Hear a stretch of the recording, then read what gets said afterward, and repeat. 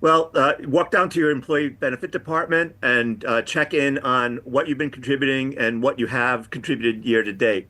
The contribution limits for 2025 are 23,500 for employees under age 50, 31,000 for those who are age 50 and older. And then this year, there's a special catch-up contribution for people who are 60 to 63. They can contribute up to 34,750. So if you're below those contribution limits, do all that you can to maybe increase the amount you're saving toward your retirement. And the good news is, that money goes in pre-tax. So that can lower your taxable income for 2025. And do most people do this regularly, Bob?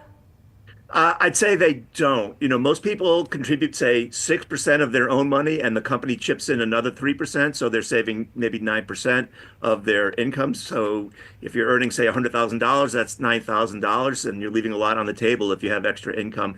And for those people who might be expecting a bonus in 2025 and they receive it in 2026, this would be a good time to say, okay, well, I'm going to get some extra money. I'll cut into my current expenses to save a little bit more in anticipation of getting a bonus. So I'd say this November is a good time to sort of start looking at how much more you can contribute and get as close as possible to the contribution limits.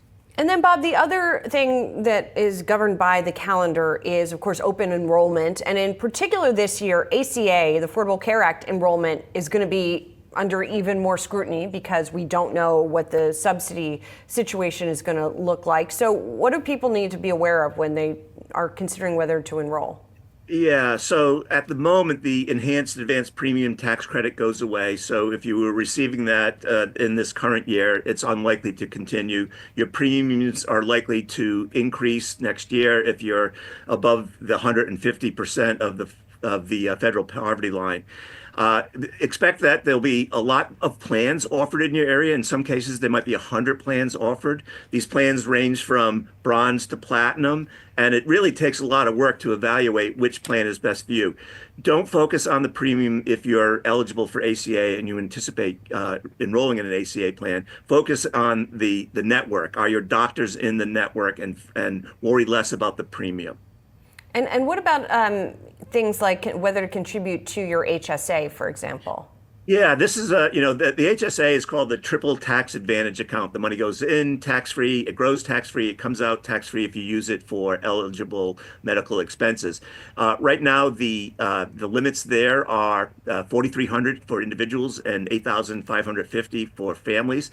And the one bit of advice I would give people is try not to use your HSA for current medical expenses. It was designed to be an IRA for healthcare expenses in retirement.